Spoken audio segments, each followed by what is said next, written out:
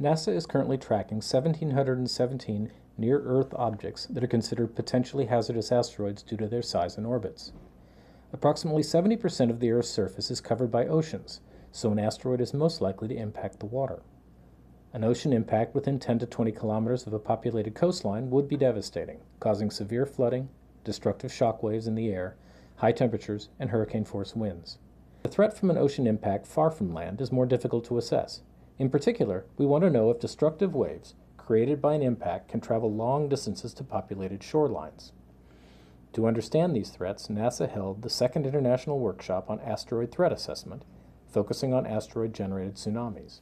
As part of this effort, scientists from Los Alamos National Laboratory are using high-performance computing to investigate how an asteroid's kinetic energy is transferred to the atmosphere and ocean. Los Alamos scientists ran an ensemble of 3D simulations, varying the asteroid's size, the angle of impact, and whether or not the asteroid exploded in an airburst before impact. The height of this airburst was also varied. We used X-RAGE, a parallel multiphysics Eulerian hydrodynamics code. X-RAGE uses adaptive mesh refinement to continually subdivide computational cells in important areas, applying more computing power to where it's needed. Our simulations contain 3 materials: a basalt asteroid, static air, and static water. Initially, all kinetic energy is assigned to the asteroid. By studying different runs from the ensemble, we see the effects of varying asteroid size, angle of impact, and airburst. Here, a light-colored pressure wave shows the asteroid's effect on the atmosphere. In addition, a large plume of water rises from the largest asteroid impact. Clearly, more kinetic energy is transferred to the water in this simulation. Slicing through the dataset reveals more detail. The largest impact simulation shows development of a transient crater and a large plume of water and water vapor. Here we see 2 cases varying asteroid size. On the right are plots showing the transfer of kinetic energy from the asteroid to the water and air.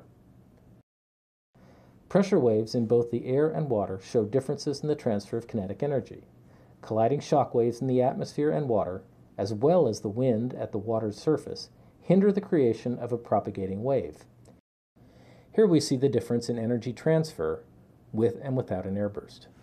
Whether or not there is an airburst changes how much kinetic energy is transferred to the air and water.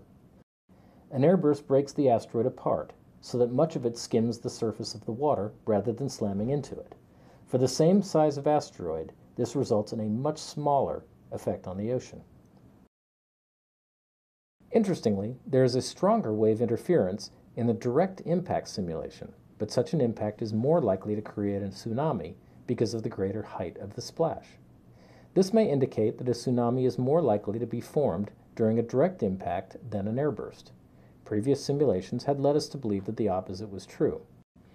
A feature discovered through this visualization is a pressure enhancement uprange of airburst impacts. 2 pressure waves combine to create this, one from the asteroid in its trajectory, and one from the explosion when the asteroid material hits the water. This may affect wave propagation and will have to be studied.